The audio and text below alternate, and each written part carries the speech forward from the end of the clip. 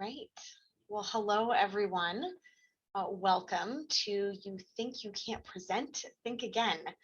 We have an image here on our first slide, a silhouette of a person speaking into a megaphone and holding their free arm up in the air as if to cheer. Note that this and remaining images we use throughout our presentation are largely decorative. Moving forward, we will only describe images that have contextual relevance to slide content.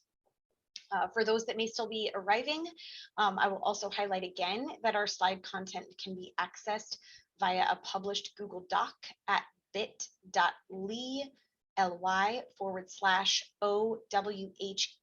present, which Rita will go ahead and paste here in the chat.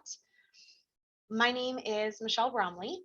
I am the IT accessibility and content lead for the Office of Information Technology at Portland State University. And with that, I am going to go ahead and turn it back to Rita, my co-presenter today. Hi, everyone. My name is Rita Snodgrass, and I am the Escalated Support Team Manager for the Office of Information Technology, also at Portland State. I am also a member of the OWHE Board of Directors, and I want to thank you all for coming today.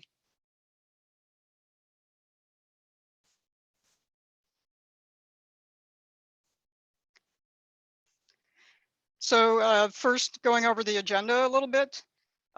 Today, we'll start by talking about how you can embrace your own experience and subject matter expertise.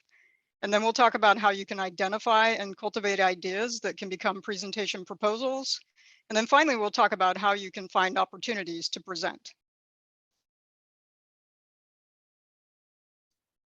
All right. Embrace your own subject matter expertise. What do we mean by this? Well, first, don't shortchange yourself. You have amassed a significant amount of valuable expertise just by becoming you. Reflect on the value of your own unique professional and life experiences. Who else might benefit from learning the lessons that have made you who you are? No one else is on the exact same professional journey as you. Your transition into your current professional career is your own. It's unique. Think about what got you here, where you came from, and how and when you became qualified to serve in your chosen profession. No one else has taken or is taking, let's be honest, the exact same pathway to emotional and intellectual maturity as you. Being a working professional, especially in higher education, takes a massive amount of emotional maturity. How did you learn to establish boundaries? How did you learn to manage stress? How has being a parent affected your professional growth? What about being a partner, a friend? There are a lot of intersections between our personal and professional lives that indelibly affect our professional journey, and it's ours. My journey is different from yours, and I am confident that there are just as many ways I could learn from you as you could learn from me. And we'll talk about this a little more when we discuss identifying and cultivating presentation ideas later this afternoon. Finally, you're more of an expert than you think you are, and on a wide variety of topics. How many of you have been at a conference before and you attend a session that sounds interesting to you, or maybe one that aligns with your current job duties and focus, and then you hear the speaker present and think, I could have given this talk, either the same talk or a better one? That topic you've been really interested in lately, the one you want to learn more about, the one you've been learning more about, you've been learning about it. So now you have something to teach.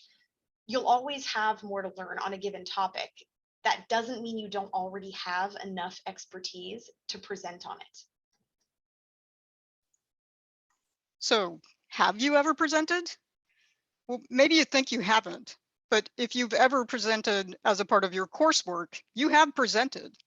I did countless presentations while pursuing my master's degree, most of them not even remotely related to my professional experience. If you presented in a classroom setting, you are a presenter. And if you've ever presented to a class full of other students who were only there because they had to be, and your subject was not a subject that you chose, you've already done a difficult presentation. Maybe you even had to defend a thesis in front of a stern group of academics.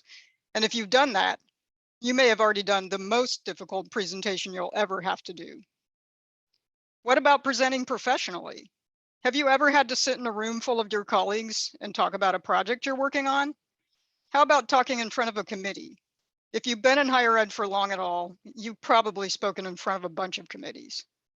My own experience includes leading countless project meetings, making sure that there's structure in place and keeping the conversation productive and flowing, which might not exactly be presenting, but I'd say that's presentation adjacent. I've also spoken in front of larger meetings, once standing up in front of a group of my technical peers explaining my approach to preventing and responding to computer virus outbreaks. And for some reason, I doubted my subject matter expertise on that one, even though I was the only person in the room who had ever worked for an antivirus company. And I want to say to my past self, yes, you were the subject matter expert. So you might ask, is there a difference between academic and workplace presentations versus professional presentations? Sure. When you present professionally, you get to choose the subject matter, and the people in your audience are there by choice. They want to hear what you have to say.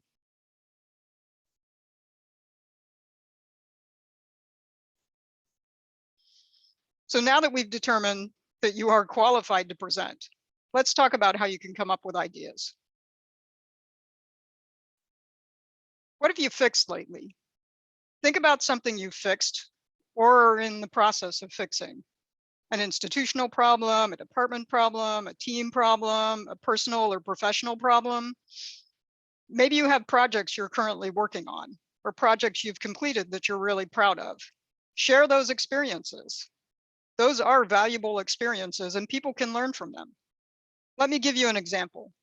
I mentioned earlier that I did a presentation about computer virus outbreak response to a group of my peers.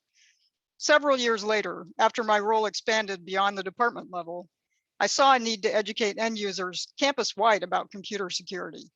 I started advocating for this idea in every forum possible and eventually ran a little pilot project during AMP Days, which is a special day that we set aside once or twice a year where people in our department are empowered to work on whatever they want to do. My relentless advocacy and the AMP Day experiment finally led to this project being made official. Today, there's a security awareness course available in our learning management system that any staff, faculty, or student can take to learn how they can avoid falling victim to phishing attacks.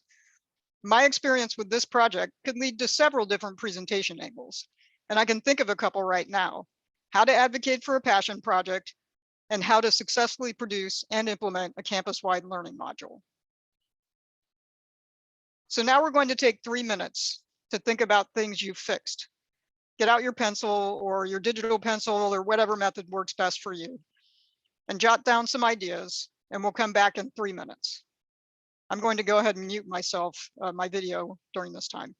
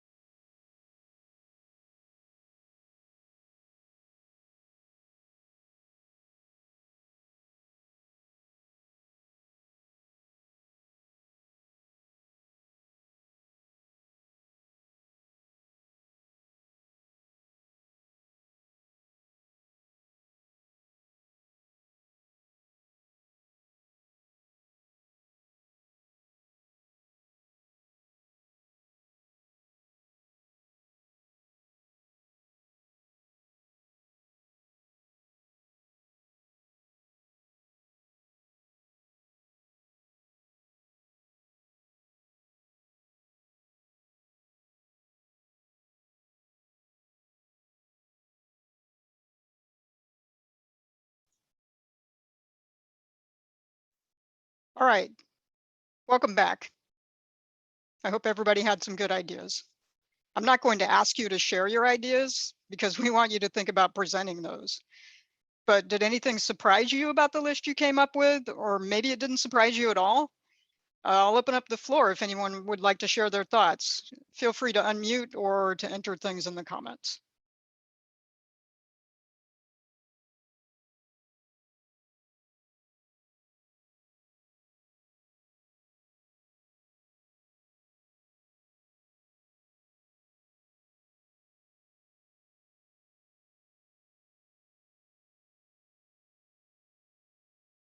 Anyone surprised by something you wrote down?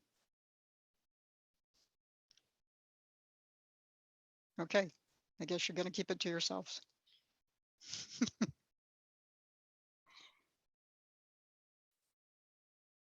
Okay. So conversely, stay with me here. Think about something you've broken. Have you broken something lately? I wish we were in person so I could see some of your faces right now. When we're asked to think about something we've fixed, we tend to jump to issues and problems we've solved for others, which is good. We just established how valuable it is to let others benefit from your experience solving institutional or systemic problems that you didn't cause. So let's talk about the ones you did. I would ask for a show of hands for folks who have made a mistake or unintentionally broken something in the workplace, but I imagine maybe you don't want to raise your hand yet until you've thought about these ideas a little more. I know I've broken some things. I actually just gave a process or lessons learned presentation for the City University of New York Accessibility Conference, where my presentation partner and I shared things that went well and things that went wrong with our recent website migration project. The vast majority of that project did not go according to plan or timeline. And we learned the hard way that there are some critical things that should be taken into account during the request for proposals and quotes process when working with a third-party vendor. The thing is, this project was an incredibly valuable learning experience for me as a professional, and the lessons I learned ended up being equally valuable for my colleagues at other universities who were considering taking on similar projects. We shouldn't shy away from sharing these experiences with others, even when they're in process. Embrace the mistake as a lesson learned and show the immeasurable growth and value you took from that experience. Air out all those disaster stories and how you're recovering or how you've recovered. This stuff is gold, and not just in terms of the ways in which it can influence others and educate others so they might do things differently. It's also really valuable to you to document that somewhere, to sort of think about all of the things that you learned from that experience. It helps in terms of reporting back within your own institutions. So we're going to do another exercise. Think about something you've broken lately and the lessons you learned or are hoping to learn. So take the next couple of minutes to reflect on what others might learn from your experience. So I'm going to go ahead and mute my audio and video again for a couple minutes, and then we'll come back here in a few minutes.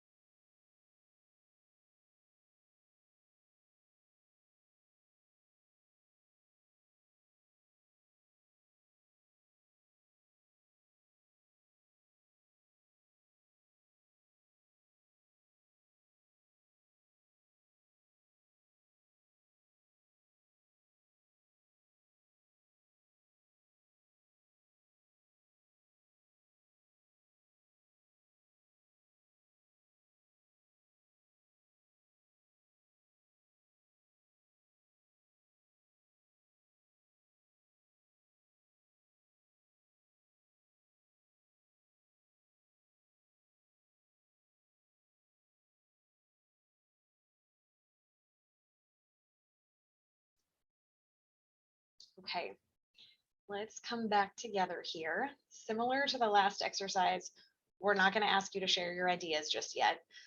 For some of you, you're only just now thinking about this concept of broken systems as something worth presenting.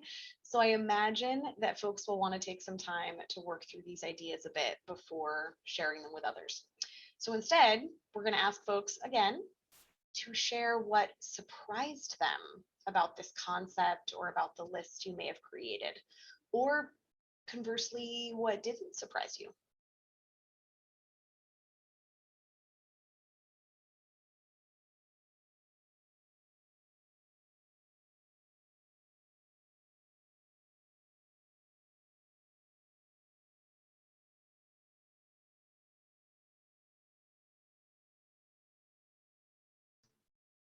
We have a comment in the chat from Eleanor Hart that says, it's longer than my other list.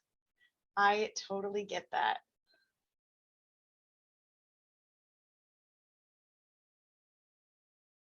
All right. We'll have an opportunity at the end too for questions and some time for discussion. So if you think of anything that you want to share with the group, we'll have some time at the end as well. Okay.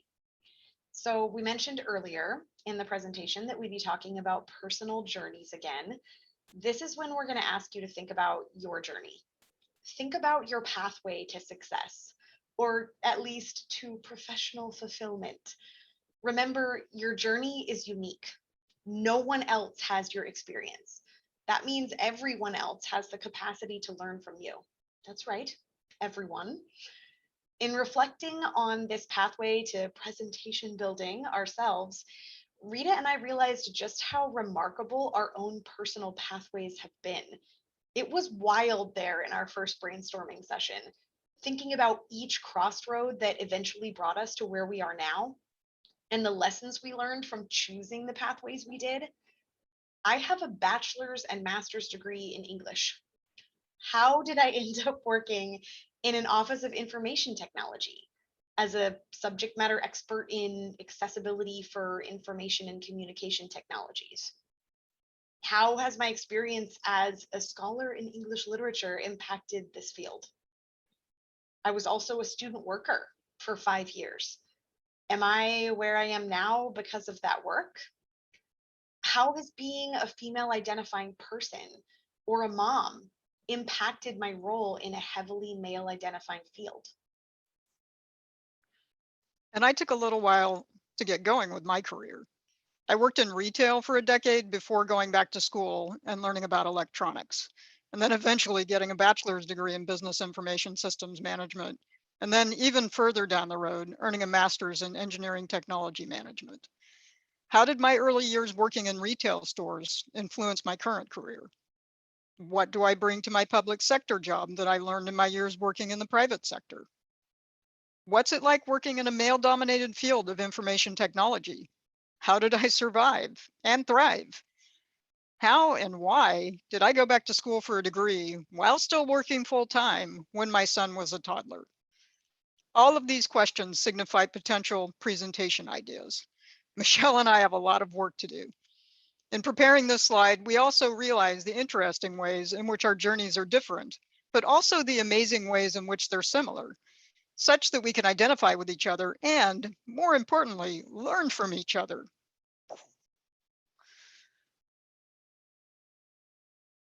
So now that you're inspired and have a ton of awesome presentation ideas, let's talk about where you go from here. Think easy wins first. Are there any regional or virtual conferences that could enhance your resume? Are there conferences to which you already go for your job? Take advantage of these opportunities. Challenge yourself to leverage the easy opportunities as often as possible. Earlier in the presentation, we talked about that experience several of you may also have had where you attend a presentation on a topic that interested you and found that maybe you knew more than you thought you did. Maybe, just maybe, you're actually kind of a subject matter expert. at least to those who might be a little further behind you on a similar learning journey. Well, I had that experience at one of my first conferences I was sent to as a professional in higher education. I learned a ton at that conference, by the way. There were a lot of presentations where I really needed to hear what the speaker had to say. But I also attended a few where I knew more. It surprised me. I was the new kid. I was literally a new professional in my first career job, attending a conference for the first time. What could I possibly have to offer? But I did have something to offer. I attended a couple of sessions that made me realize, hey, I'm actually pretty good at a few things. It boosted my confidence, yeah, but it also made me think. There's always going to be at least one thing I can share that will benefit others. And that teaching experience will only serve to benefit me and help me to grow as a presenter and as a professional in higher ed. Presenting is also a big bonus on the old resume. So I made a commitment to myself to at least submit one proposal to every conference I attended from that point on, even if I felt like a novice, even if it was my first time at that particular conference. And yeah, that might be weird. And I'm not expecting you all to take on such a wild commitment right out of the gate. But if you do commit to submitting just a few more proposals, the worst they could do is reject it. That is as bad as it gets. They might reject your proposal, but only you and the conference organizers will know that that happened. I attended the Oregon Women in Higher Education conference for the first time in January 2019. It was out of my comfort zone. I had only ever attended and presented at conferences directly associated with my field, accessibility. What was OWHE about? Well, my colleagues at PSU encouraged me to attend, told me it was a great growth opportunity, and I had a commitment to keep. So I submitted 2 proposals, and one of them was rejected, but one wasn't. And it was such a cool experience for me to share my expertise at this conference that was different, a different audience, a new learning experience for me, but also a new learning experience for my audience. It is okay to exist in both spaces when you attend a conference. You can be a newbie with a crap ton to learn. That's me all the time. But you can simultaneously be a subject matter expert with a crap ton to teach.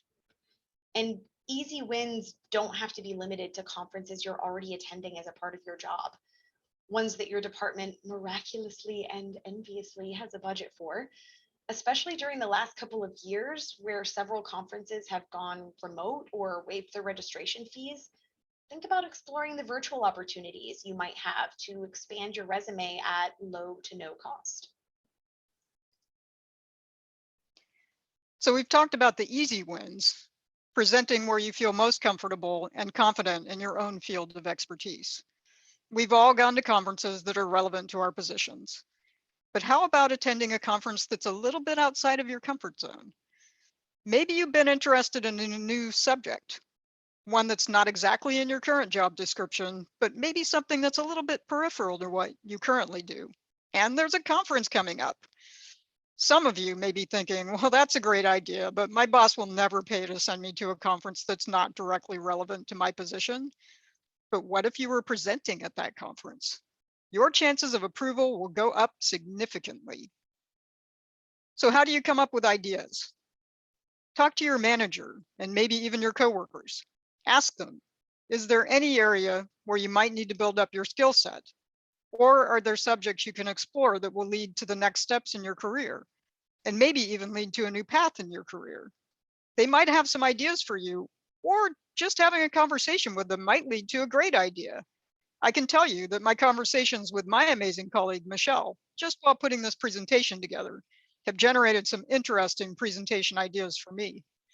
So have those conversations, dig in on the subjects that come up, and learn everything that you can. Find a related venue and present what you've learned. And on that note, we hope we've given you a lot to think about and that you got some potential presentation topics jotted down or rolling around inside your head. And now it's time to present. As I mentioned earlier, I'm on the board of directors for OWHE, and Michele mentioned her experience presenting at the OWHE annual conference. I'd like to invite all of you to submit a proposal for the OWHE conference that will be held in Ashland in January. The OWHE conference provides a great venue for you to push your presenting boundaries. But one way or another, just get out there and present. Thank you. Questions? Feel free to unmute or put things in the comments.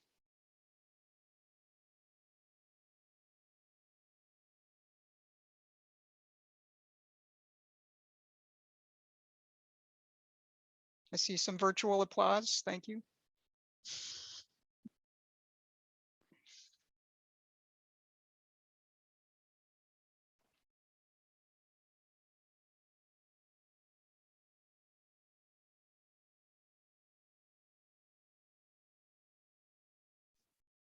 All I right, see 8 attendees here, so I'm thinking this means at least 8 new proposals for the OWHE conference in January. at least, At minimum. maybe 16. All right, well, thank you all so much.